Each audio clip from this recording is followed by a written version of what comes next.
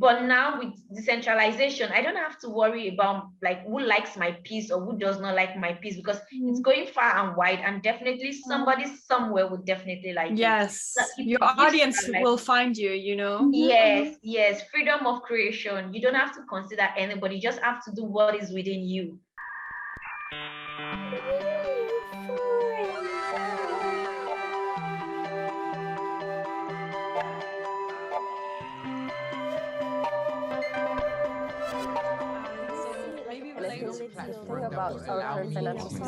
Hello to you all. Welcome to yet another episode of NewForum.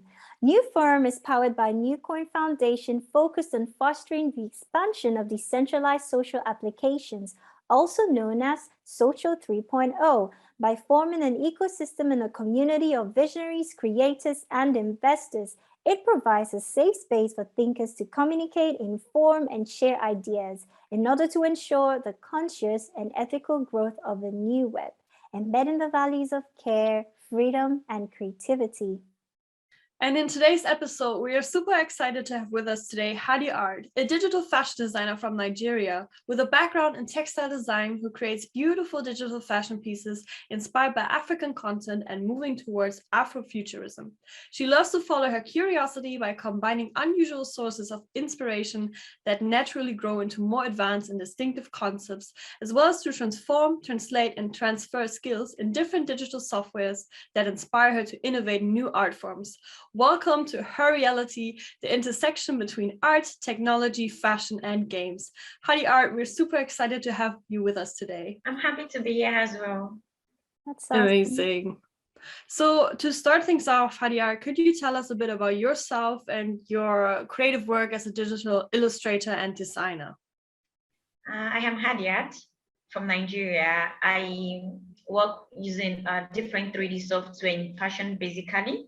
I started off as a textile designer, a manual textile designer, then moved gradually to become a 2D fashion illustrator, then gradually to become a virtual fashion designer. So yeah, that's my journey so far. That's about me. So that's awesome. You're from Nigeria, and it's just really amazing. Like, you know, I'm from Ghana, and I've lived in Nigeria for a bit, and I know that there aren't too many people in that space, you know, and even like the education system, I don't remember, at least when I was in school, we didn't do a lot of tech stuff. So like, what inspired you? Like, how did you even think of that? How did you think about, okay, I'm gonna, you know, get into this applied technical stuff with my work and get into the digital space? Like, how, like, what inspired you? Like, I'm really curious. Like, no, Joy is very curious about that as well. Yeah, basically, I went to school at a quite tender age to study medicine. So as you know, and as you've said, Nigeria has a lot of issue with their educational system. So I did like a pre-degree, and I was actually given medicine, only for us to hear that they ceased the accreditation of that particular course, and lo and behold, we have to move into other courses. Wow. I'm from a science background, and I don't know anything about art. I don't even know how to draw. So I had to pick other courses or drop out of the university. So those are the choices I have. So I opted for food science and engineering. But along the way, there was a mix-up. In my school, then we have 2 Fs, food science and engineering, and fine and applied art. So I think the person trying to like change the course or making the swap thought, or the person just saw F and the person thought it was fine and applied art. So that was why I got into fine and applied art. It was a bit of struggle for me at first. I kept on writing JAM. So JAM is like an exam you write to get into the university. So because I really wanted to study medicine, so I kept on doing that, but nothing seems to be working. Like, is either I write it, I'm unable to find my result. Is either when I have the exam, it's clashing with school exam. So along the line, I started doing art gradually, and I find it very difficult to do. But with the help of friends in my department, I'm able to like cope. And also when I got to, I think 300 level, my 3rd year, we did a course fashion illustration. So that was when we actually started doing like fashion illustration, but it was manually. We did not use it. It was manually. You have to draw with your hand and paint with your hand. So I found, oh, this thing is kind of like interesting. This is probably the only thing I've enjoyed doing since I've been in this department. Every other thing is just to pass. I don't do it willingly. So I was like, this is quite interesting. I think that same year we did computer art. So it was error because they didn't really teach us much. They would just give us assignments to go and do and things like that. So I got to know about Photoshop during the process, and I was just like, when I'm on it, it's fun. And also I went on YouTube and I was like, what would I do after I graduate as a textile artist? Because the question we all have. Yeah, because here in Nigeria, we have, I think at the moment, we have just 1.5 textile industry that is functioning. All textile industry are not functioning. And I have like 104 classmates that is studying fine and applied arts. I think 50 of us are studying textile. So how do we get a job? Right. When we have like, and there are some other universities too that will provide like, produce graduates at the same time. So it's like, I don't know what to do after school, and I have 2 years to go. Right. So I felt, oh, I should like start checking up on what I could do. So that was when I got to know. So my friend were like, I do my friends, like when they give us assignments, I'm going to be like, oh, this is how you can do Photoshop. This is how you can do this. Then I have this particular friend, Yusra. She was like, oh, you seems to like this thing than any other thing we do in class. Why don't you look more into it? Right. So I was like, should I? So I started learning Photoshop gradually and how to like paint, draw, do logos, normal thing like we do with Photoshop. Right. So I started learning that gradually, but not on a serious level. Then there was a particular point on Instagram. There's this lady, she calls herself Nigeria Fashion Illustrator. So she was like, oh, she wants to pick up interns for the period of 6 months. So I was like, oh, 6 months. Should I go for it? It might be, but she does it manually and digitally. But digitally with, I think with you have to get a Wacom tablet and a laptop and a sketch. There's a software called Sketchbook. So I showed her like the manual ones I've done. I sent it to her with the hope she's not going to call me. Because they were not, like when I look back to those drawings, I'm like, no, I didn't do this. Like with the hope she wasn't going to call me. But at the end of the day, I was surprised that she gave me the chance.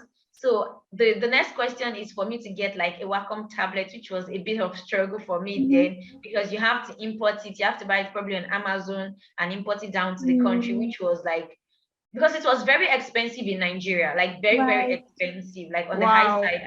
And I'm still like a student. And when I even tell them at home I want to start learning illustration, everybody was like, are you serious at all? Like, do you know what you want to do after? Like, it's not something that is being valued in the country at all. People see you as you don't have an ambition or you don't know what you're doing.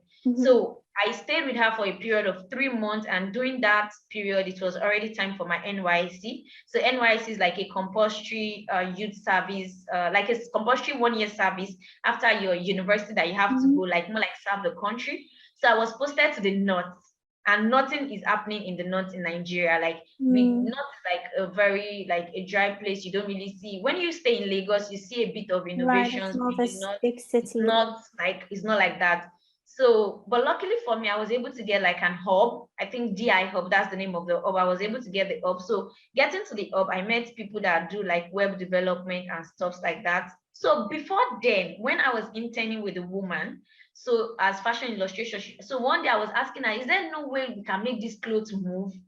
I just asked out of the blue, like, is there no way we can make these clothes move? Then she was like, oh, she saw one software like that, Marvelous Designer or something. I see. And so you were curious. Like, yes, I was like, oh, because I've always been asking YouTube. Every day I go on YouTube because I'm already graduating, and you know, as a child, you need to give back to your family and all. And I really do not like the working condition of Nigeria, because for me, I see that's something that you go to work very early in the morning, you come back late in the night, to get paid stipend, especially when you work in Lagos, they hold up and all. So that was it for me. So I asked her, and I was like, oh, is there not something we can do that when you want to sew clothes? So I always ask her this funny questions, and probably before she would tell me, oh, she doesn't have idea about it. But there was just this particular day, and she was like, oh, she saw something, Marvelous Designer or something. I was like, Marvelous Designer or something. Where do I get it? So I went on YouTube. I started pressing Marvelous Designer. Nothing was coming up. Like I didn't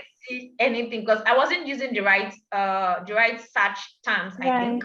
Because I was spelling normal marvelous and I wasn't adding the designer. Wow. It was just bringing me series of like songs, nice, marvelous songs and all. Right. So I went for the like NYSC. Then on getting there, I went to an hub called DI Hub.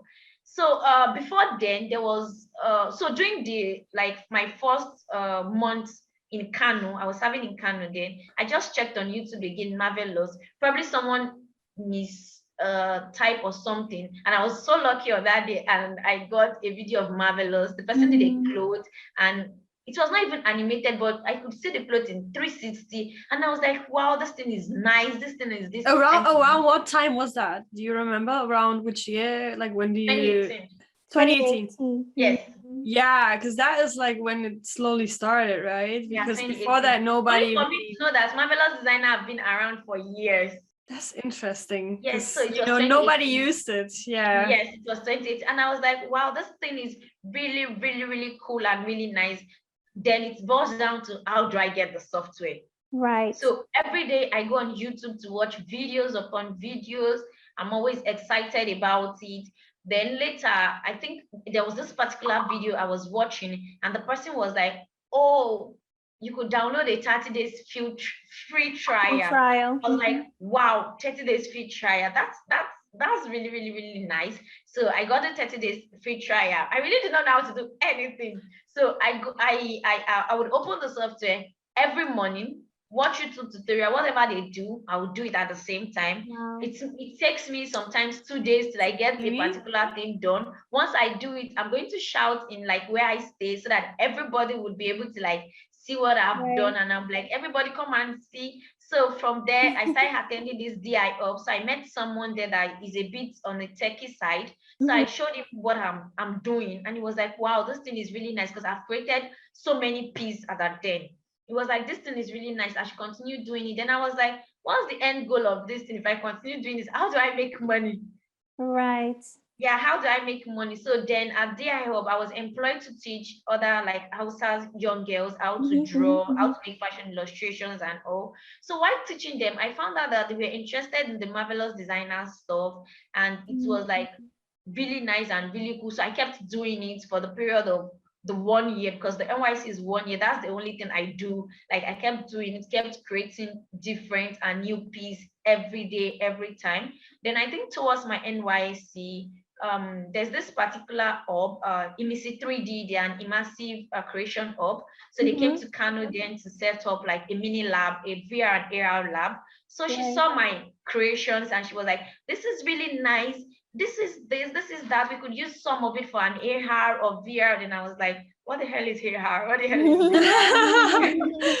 Wow. So I was wondering, what is AR? What is VR? Then she was like, oh, after my NYC, what do I want to do? I was like, I don't know, probably come back to Lagos. She was like, oh, when I come back to Lagos, I should just check up on the lab and let's see what I can do and stuff like that. I was like, okay, there's no problem. So I kept, because of those encouragements and because everybody liked what I was doing, I'm not saying I didn't meet anybody that was doing the same thing, but I meet people that are like, that find it fascinating and are interested in it. So I kept on doing it and doing. I remember when I went back home and I'm always on my laptop, my dad was like, what do you keep doing? When won't you apply for a job? Yeah. And I was like, no, I don't want to apply for a job. So then I started making money from 2D illustrations actually then, but it wasn't that much. But I started making like something to actually sustain myself. Then I had to leave from my parents' place for my cousin's place in Lagos. So I was staying with my cousin. So I tried to like send an email to Imisi 3D. So I joined the hub for I think a couple of I was with them for like 6 to 7 months. So then at the same time I was with CG Studio, where I was trying to improve my like Photoshop skill at the same time. So I was like doing the two and I was learning to use Marvelous Designer myself. So then I had troubles with subscription. So I might have Marvelous Designer this month and next month I would have it. So the following month I would have it, the following month I wouldn't have it. So it was like an on and off kind of thing. It wasn't like, yeah, that's so it really seems like listening to you had your own laptop. Yeah, I had my laptop that melted at a particular point because Marvelous Designer got advanced and my laptop was not advanced. Marvelous Designer kept advancing, but my laptop remained the same. Right, right. So True. I think there was a Yeah. particular day, yeah, that I was trying to render, and I just saw smoke coming out of the laptop. Oh Lord, So yeah. yeah, that was This how is I It's lost yeah, my it really, because it sounds like, and I can imagine other young, emerging designers in Nigeria and what the experience might be. And I think everything you're saying is so, so, so valid and so important because, someone will definitely be able to how do I say it, like connect with your story, and be inspired because it's not easy. Like, it's not easy to have access to most of these software. And like you said, today you have access to it, the next day you don't. And it's been such a struggle and you really pushed through and, you are strong-willed and you didn't give up. And, now you're here and yeah, you're like inspiring other young designers. And I think this is really great. And I really admire your self-thought pretty much, Yeah, yeah, I'm self-taught. Yeah. Yeah, I'm self-taught because actually, one of the inspiration I got was there was no job in Nigeria. That was like the first push. There was no job in Nigeria, and I really need to make something out of my life. And the second inspiration was that why do we have to keep doing the same thing? Like I graduating as a textile artist, why do I have to keep painting with my hand? I really do not like the concept of like painting with hands and all those things we've been taught in school. I find it very stressful and it's not something I enjoy doing. So I just wanted something. I want to do the same thing, but in a different way.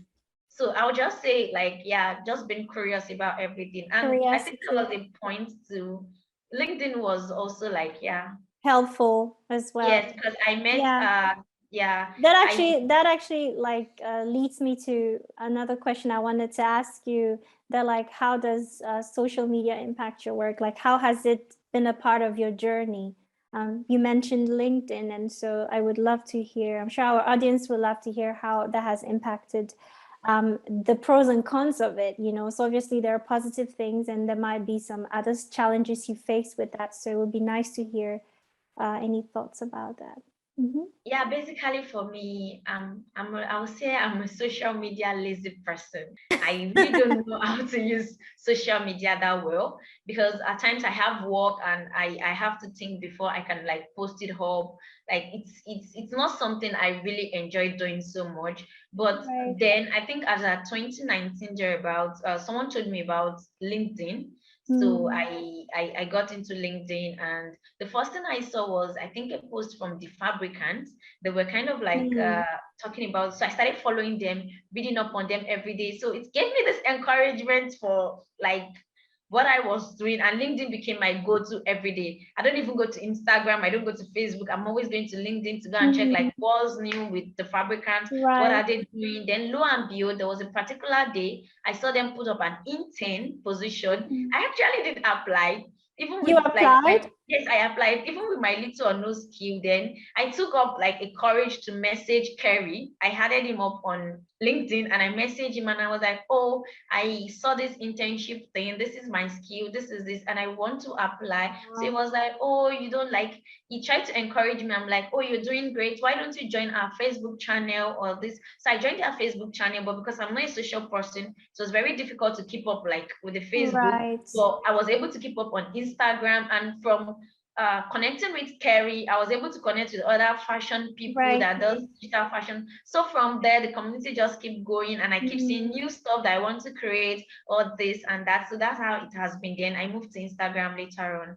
That's so cool. Wow. You're so driven, you're self-motivated and so driven, and it's like nothing is stopping you, and that's awesome. Yeah. Yeah, I just want to say it's so inspiring to hear a story, especially, you just go for it, like you don't wait for it, and you take the resources that you have, and it's so impressive for our audience and for me as well to see like a young woman just taking charge. And I think the thing is always like you never know until you try, so reaching out to as many people as possible is definitely the right way to do, in the entrepreneur space and in the fashion space as well. So I'm wondering to add something quickly. I wanted to add that, sometimes, there are people living in certain places and they have access to pretty much everything, it's easy for them to get whatever software, download it and all of that.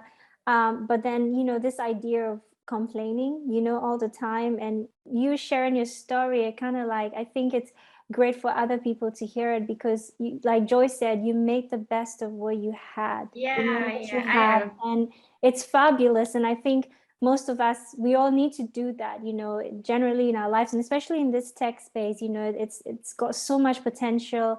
It's growing. Web3 and decentralization and all the amazing things it's yet to do, and it's already doing for us. And I think that people who want to get into this space, regardless of what resources you have available to you, you just make the best and keep learning. And I think that that's such a big deal.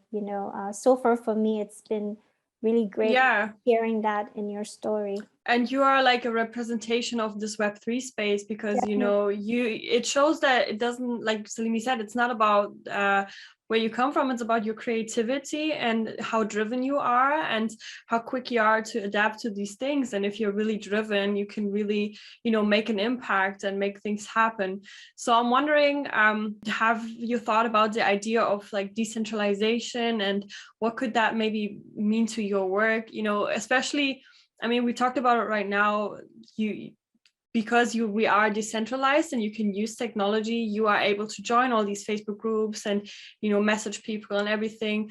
But I'm wondering, like, what decentralization could maybe give to a young creator like you and other people, if it's more, spread it out, like resources, opportunities, jobs, and everything. Yeah, for me, decentralization is really a very cool thing. And I was even thinking about it yesterday that, let's assume I just graduated from school now. Life would have been much more easier for me than all those long routes I had to go there. Because now you don't even need to learn the way decentralization is going. You don't really need to even know how to use these 3D softwares. You can actually pick up someone's piece and kind of recreate it, just like what the fabricants were doing with creators piece for I think their season 0. Because for me, decentralization would bring more harmony, more way to communicate, more way to get skills to people. And you don't have, because here in Nigeria, we have the problem of electricity, we have a problem of internet, and so many other problems that I can't mention. So, but if we have a decentralized platform or something whereby I want to create something, but there's this creator that already have maybe a base of what I want to create, and it is so decentralized that I can get this thing, make my own fabric, then kind of walk around it to making my own piece, and I make something out of it, the creator makes something out of it, we are all fine. So I think having that kind of an ecosystem would really help young and upcoming designers. And for me, I'm really excited about it. I'm excited about the whole decentralization, metaverse. It has been something I'm always excited about, because I remember when I started, you can't really make so much from what you do, because number one, I have to think of, okay, if I design this kind of clothes and I want to pitch to a Nigerian, they might not like it. But now with decentralization, I don't have to worry about who likes my piece or who does not like my piece, because it's going far and wide, and definitely somebody somewhere would definitely like it. Yes, your audience will find you, Yes, freedom of creation. You don't have to consider anybody, you just have to do what is within you. I'm wondering, how do you see the future of Social 3 and Web3 impacting you as a creator and maybe other creators, and also the Metaverse, things like NFTs? How can that impact the everyday creator positively and their work as well? Okay, I have a slang which says the new you. So I feel all this Web3, social Web3 is something that is going to create a new us, make us the same person, but in a new dimension. Because as a creator, even with the little ones we have now, with the little Web3 that is happening here and there, you can see changes in how you do stuff, changes in how your stuff are being displayed. Because normally before, you might not even have heard of me if not for Web3. Because Instagram, Facebook, they are still Web2 platform, and they are trying to become Web3. You have to connect with someone before someone can see your piece. But in Web3, you can just go ahead and display your artwork in probably Decentraland, and someone coming to Decentraland, oh wow, this artwork is great and nice. Right, right. That's it. So it gives creator a very wide space to like explore. It gives you more audience, and it gives you like more attention. And yeah, when you have all this as a creator, I don't think you need anything more. And most importantly, it improves the way you learn. It makes you learn faster because you get to see the new stuff that is happening every day, the new software out there. You get to see it easy, fast, and quick, unlike the way it used to be me searching YouTube till eternity. So that's just it. So for me, I feel it's just going to make creators more like faster, make them, just giving them a new definition to themselves. I'm super impressed, by your knowledge about this space, and it's really impressive to see somebody like you super, immersed in this technology and space. Right. I think that you're touching on a lot of amazing, important points. As you're speaking, I'm thinking about the value of creativity. You mentioned these social 2 platforms, and how, yes, you were able to make some good connection, you're able to network. However, it's like it was still limiting, you weren't always getting access to the right people, and you weren't necessarily being found, and you had to know how to use the hashtags and follow the right people. And it's like pretty much, and the algorithm biased stuff and all of that is like works against especially people from the area that you come from, the country that you come from. And so it's really nice that you're aware of the good that this is bringing to the creator, like the creator economy, and how it's evolving. And the fact that you said now creators can actually, it's like you can create freely. You're not just trying to do something to get just to go viral or get, this hype attention economy where it's all about like, yeah, what's the cool stuff, what's the trend. But now you can actually do the work that, you do the actual work, quality work, and the right people will find you, the right people will follow you. And I checked your Twitter, and I saw that there are a lot of relevant people in the space following you, and so it's not as one directional as it is in some of these social platforms. It's not that there's like a feedback thing happening. You're all learning, you're sharing ideas, and there's so much value in that. And I'm really glad that you touched on that. And I'm really excited for our diverse audience, to watch this episode, and to listen and to see that this is really allowing people like you from different countries to be reached, right? To also put themselves out there and show their talent and creativity. So that's really awesome. And you were talking about how you're excited about the metaverse, and I'm wondering what makes it excite you so much? Because, we haven't, well, the metaverse, some people are wondering, like, what is the metaverse? Like, what's it about? And others say, well, we're, in some sense, we're experiencing the metaverse. So what do you think? Do you think that we're still waiting for it to be realized, or in a way we're living in it? And how is it going to impact your work as a digital fashion designer? And yeah, what really excites you about it?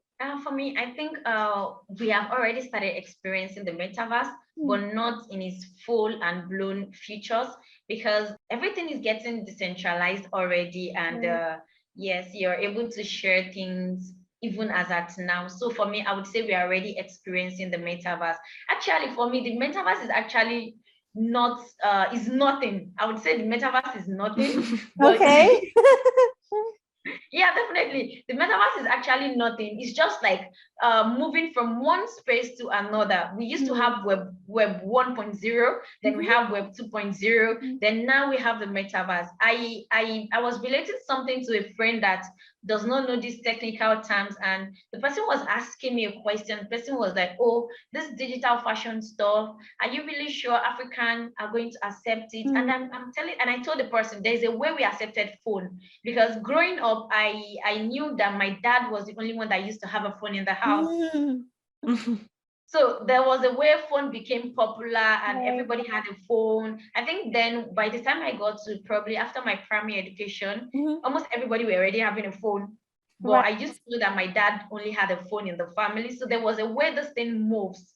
So that's just the way the metaverse is going to like get to everybody everywhere. We started from Web 1.0, then to Web 2.0. Everybody is always on Instagram, Twitter, Facebook. You just want to socialize. So that's the same way. Everybody's already getting on Web 3.0. So for me, the metaverse is already here. It's not really like I think what people are really expecting is probably the metaverse will be a space, maybe like Earth, and everybody would transport there and go there, something like that. No, it's not like that. The metaverse is already here. It is happening already. We are just waiting for its few features. That's just the only thing that is left. We are already experiencing it already. So that's just it for me. So that's why I'm really excited because I'm part of the experience. I'm part of how it started. So yeah, it's really exciting.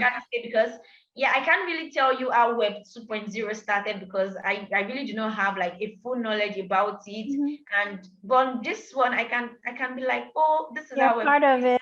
Yes, I'm part of it. So really it's so amazing because you can say you're part of the change. You know, you were part of that time period when everything started coming up. And like you said, when the computer first started, everybody was like, oh, like, you know, what is this now? Or like, you know, nobody was really, this was this huge block of computer that we had and you couldn't really use it that much. And you see how changes will always come up and it's just about how you innovate and be part of the change. So but I'm also wondering, do you see any potential concerns regarding the metaverse and like this space, like maybe how it could impact users or society? Like, do you see anything that we have to take in mind when really joining this digital reality?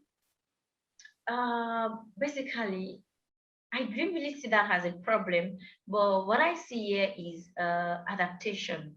When people start getting adapted to something, it might take the full focus or the full attention away from people. Just like in Africa, for an example, we are more of a consumer than producers, even using Web 2.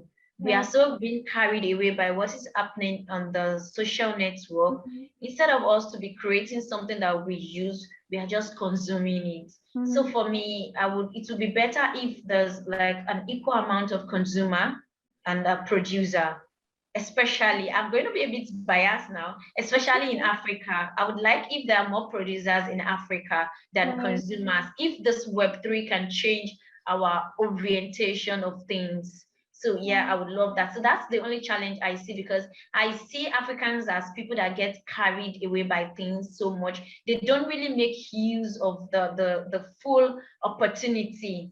So that is one thing I see as like that can be a bit, because if you're just consuming something and you're not trying to like add to the ecosystem, it can be a bit disastrous. Because you also need to like add your own code to the ecosystem to make it grow and make it so that's just the only thing I see in that. Every other thing I think is okay by me.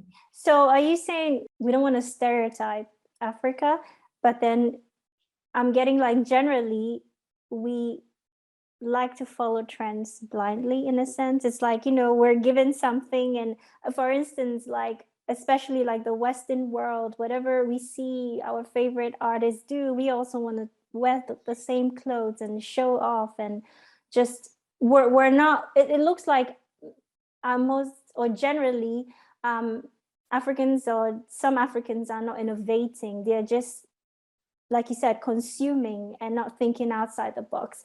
And I wanted to add that I also think that, you know, it goes back to our history, you know, and how, I mean, this is not a podcast for such topics. However, it goes back to that history. And I think that's kind of what has, unfortunately, it's like they say the mental slavery, you know. However, it's changing, you know, we're seeing a lot of change. And for instance, you are representing that space. You are a change maker, and what you are doing is going to show other young emerging African designers or talents that it is possible. I think sometimes people in those areas don't feel like it's possible, and trying to access things is so difficult that, well, why let me just enjoy myself and have fun, you know, because there's so many barriers and hurdles. And I think that's why, you know, the Web3 space, decentralization is going to help more African talents, you know, come out there and put themselves out there and be more innovative and be part of this narrative, you know, that is sort of like growing. So I think that you've touched on a great point, but we're thankfully we have someone like you in that space who will,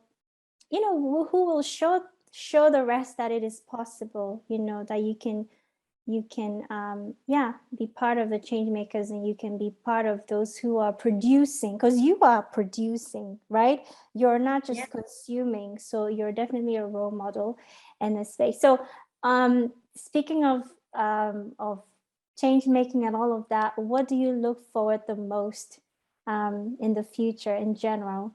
Maybe a vision that you have for yourself as a digital fashion designer, and as you know, as someone representing the space in Africa, what vision do you see for Africa in terms of everything that is going on with technology? If you could sort of paint this perfect picture of how Africa could be a part of this Web3 space, how will it be? What will be the vision, and how do you think we can get there, or they can get there?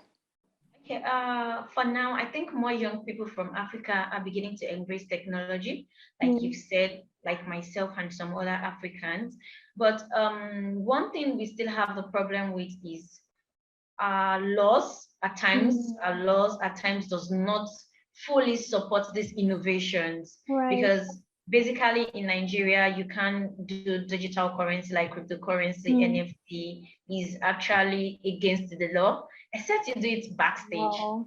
So it's actually against the law. You can actively trade your coin or actively do those stuffs. Like when you do it and you try to change the money to your local currency, they might just do something to your bank account, freeze your bank account, and you might have to like see to the laws and something like that. So for now, that's still like a very big constraint, because when people are even trying to like go to this space, thinking about that, oh, how do I like get out of this is something. So if I'm to paint a perfect picture of the kind of Africa I look forward to an unbiased Africa.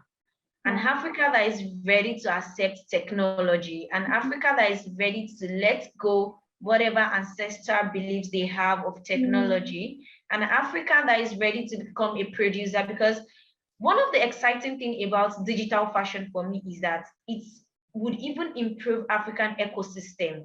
Because as you all know, we get used clothes, like we call it them right. And some of them end up in the landfill. Some of them, like some part of Africa, are just too dirty because of all these things coming in. Secondhand clothing, secondhand clothing. But if, like I said, if we become more producers, like if we make good use of Web3 and we make good use of digital fashion and every other digital technology we have here, it's going to drastically reduce all this problem for us. And probably when it reduces all those problems, the government begin to see and begin to think that these things are actually helpful than the law they've created. So if I was to paint an Africa, I'll paint an Africa where the youth, the Generation Z, are actually ready to stand up and use technology to change the orientation of every single Africa out there. So that's the kind of Africa I want to see. Amazing. Honestly, like you're representing so many things that we stand for, and it's so great to have you on the this talk today, and to chat with you, to hear your perspective. And something that I wanted to ask, as a designer, and you said you're curious about VR, so I'm wondering, do you see us wearing in the future a lot more digital garments, or how do you think digital fashion can really make an impact? Like you mentioned sustainability and all these issues that we're facing right now in the world, but how do you see the integration of digital garments with everyday life? You know what? Digital fashion is actually going to get to everybody, because very soon we'll stop thinking about our physical appearance and we'll start thinking about our digital appearance. So it's going to get to every individual out there. because now there are even technologies like I want to attend a Zoom call, I can be on a digital garment and just attend my calls. Because I think during COVID, there were some videos going viral of people kind of like putting on their suits and not putting on their trousers because they are at home. And so with digital fashion, you don't even have to bother about that because you'll be fully clothed and you'll be attending your Zoom call and nobody has to call you out. Isn't that really interesting? Like, it's very interesting. Like, nobody has to call you out for anything. Like, I can think of, oh, I want to put on a Gucci like bracelet or this or that. Since everything is decentralized, I can easily have it and put it on, and I don't have to wear it today and not wear it for the next 20 days and ending up in the landfill or something. So that's why I'm like, this thing is going to get to every individual, because you can't keep having piles of clothes that you won't wear. But with digital fashion, you get to have new stuff. Like, you just have to think about the kind of clothes you want, and boom, you have it already. Like, it's That's really so magical, right? interesting. Like, you just think about it and you have it. That's just it. Because at the moment, I can't think of wearing a Gucci cap and I'm having it. I have to go through the process of going on Amazon. Then Amazon would order for me from probably Gucci. That's if they can do that. I'm just using that as an example. And after that, they are going to like, okay, process the shipping. It's going to take few days or months to get to Nigeria. When it gets to Nigeria, I have to go and clear it, this and that. Even the stress alone just makes you like, oh, I'll just make do with whatever I have. Except you are really interested. But with digital fashion, I just have to be like, here it is. So I mean, yeah, and also you don't have to follow, like, when you buy things, but then next year you might want something else, and it's like the cycle of trends at all. It's just like, you don't have to. It's just like me as a creator. If I was to be a physical designer, number one, nobody would know about me. Number two, I wouldn't sell because nobody in Africa is going to buy my piece. And number three, because of the way I dress, nobody will want to buy my piece, but nobody even knows the person behind Hadeeart. Nobody cares who I am. They only care about what I create. And nobody cares about the kind of orientation I'm coming from. They only appreciate what I'm creating. So that's just like the beauty of things. No one is going to like stereotype you. No one is going to say you're this and you're creating this, or you're that and you're creating that. There's a lot of freedom, and I don't have to say, okay, because I want to create a piece of clothing today, I have to follow trend that is ongoing, and in the next 3 months follow another trend, in the next 3 months follow another. No, I can create a clothing today, and the clothing continues to sell in the next 5 years. So that's just the beauty of it. Like, it's really beautiful. It is. I love the enthusiasm in your voice. Yeah, you're totally like, you sound like you found your passion and you found your calling. And I feel like that's an important message to get out there, like that Web3 can actually allow people, not only in fashion, but maybe somebody else is interested in gaming or in building some technology, like there's space for people to work in like fields that they're passionate about, and that is Web3, And I was watching a podcast with another digital fashion designer, and she mentioned something about how, so for instance, digital fashion is gonna do a lot of exciting things for us, but then she said that the physical is also important. But then she also said that it seems like value, like there's so much more value on the internet almost than in the real life. Do you agree with that? Do you agree that like the internet space is gaining more value even in comparison to our real life? Yeah, I think so. I agree with that statement. But I think very soon there's going to be like a digital kind of stuff where we can balance the two, the physical digital. Yeah, I think I'm excited about that and looking more forward to that, because I'm definitely excited about like the digital fashion. Because for instance, Joy and I, we usually discuss like, okay, maybe should we repeat whatever we wore on one other podcast? And we struggle at the moment. We care about sustainability, so why not? We need to represent that. So it's okay if we repeat clothes instead of wearing a one-time thing and then just like putting it out there because we want to project what. So I think that digital fashion is really interesting for podcast hosts and stuff like that. However, I also do enjoy feeling what I'm wearing, Fashion. attaching it, because I went to school for like I was taught the traditional way, craftsmanship and everything, and so I definitely personally appreciate that. So the concept of phygital really does it for me, because I feel like it's such a nice balance between the physical and the digital world. And you can sort of like we can solve some of these sustainability issues, exploitation in fashion. However, you can also I think it's sustainability is like a mindset, Yes, the yes, mindset. yes.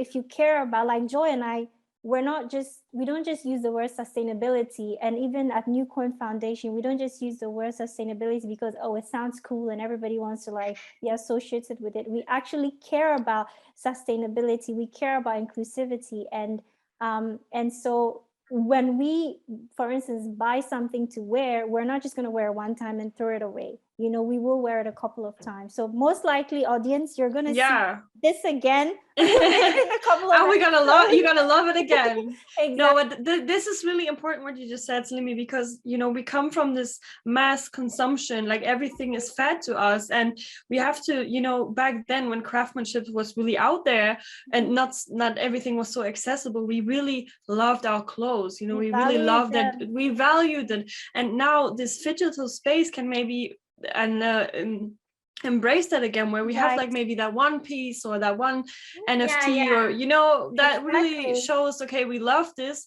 but we don't have to consume everything, we don't have to fast fashion. I think majority, what will happen is when you have so many digital stuff, the one you like more, you can just get the physical and you're sure you wear it. Like when you like something, you tend to like repeat it over and over and over and over and over again, and not just having all the old piece of clothes in your wardrobe and you're not putting it on. So I think it's going to actually bring about balance and most especially sustainability in the physical world, because like you don't have to, because I could remember normal craftsmanship, you have to like cut the clothes first, first try a lot to of see ways. you have to draft the clothes first, then try to put it on a on a test fabric, test if it would fit or not before you now use the exact fabric that you want to use. So all those back and forth, it's not going to be necessary again. Take that out. It's not even necessary again at this point. It's not necessary again. And also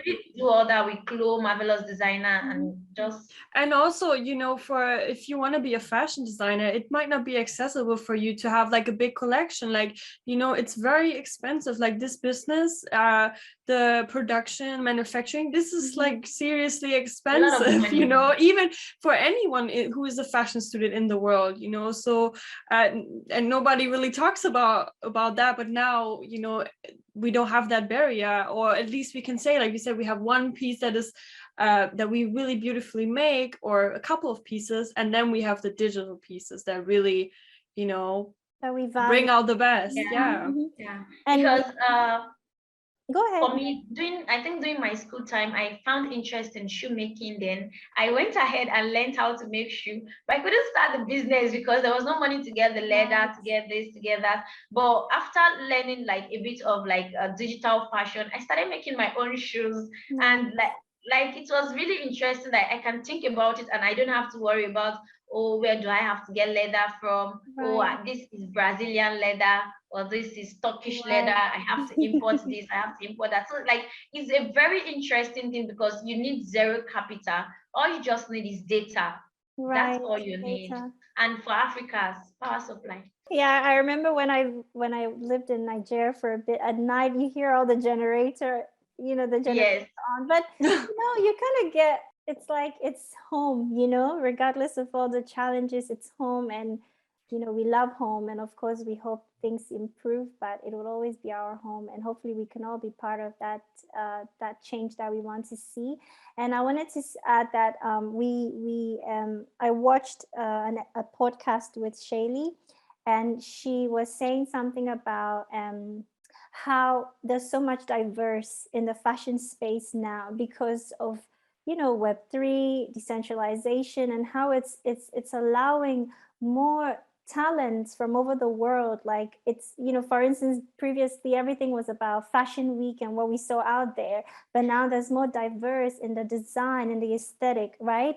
Because you bring your because even within Nigeria, the north south, there's differences, right? Yeah. And so you bring your own vibe to fashion, to design, and it's so distinct and it's fabulous, right? And it has its place, and somebody in another country is doing the same. And so this is really exciting for us, and I'm really looking forward to where the potential of this technology, it's super awesome. So thank you so much, for joining us today. Yeah, for real. It was such a pleasure having you on today. Fabulous, and we've really enjoyed hearing your story, and you're so like self-motivated and driven, and that's, I think, fabulous. And keep it up. And I'm sure a lot of our audience are really excited and would love to follow you, would love to know more about what you're doing, your journey. So if you want to share your social platforms with the audience, that would be super awesome. Yeah, definitely. You can follow me on Instagram, Hadeeart, Twitter, Hadeeart. LinkedIn, I have Hadeeart in front of my name. So if you check Hadeeart, it's going to just like come up. Then I am opening up a Discord channel at the moment because I have a virtual model. Her name is Hawele. So she's a virtual influencer. And I'm opening up this Discord channel. Basically, probably I would send you the link if you want to like send it to everybody. Of course. So Yes. yeah, I'm opening the Discord channel to actually help anybody that wants to learn digital fashion, to see how we can work together, more like a community, to see how we can work together and do things together. And at the same time, trying to like put my work out there more, trying to like make people see what I do more. So yeah, just like helping one another, things like that. Please share that link and we will put that definitely in the bio. Yeah, definitely, I'll do that. Awesome. Thank you. Yeah, thank you all so much for being part of today's forum. If you also want to get involved more within the conversation about Web3 and everything that is going on within our community, make sure to follow us also on social media. We are newcoin_NCO, and we also have a private Telegram group. And yeah, you will find much more information. We will put the link and all the other links down below, and we see you guys in the next forum. Thank you so much, Hadeeart. Thank you, Salimi. I think this was such an amazing conversation, and yeah, very inspiring. Thank you, Joy. Thank you, Hadeeart. And thank you everyone for listening to us. And don't forget to like and subscribe to our channel. Thank you. See you in the next episode.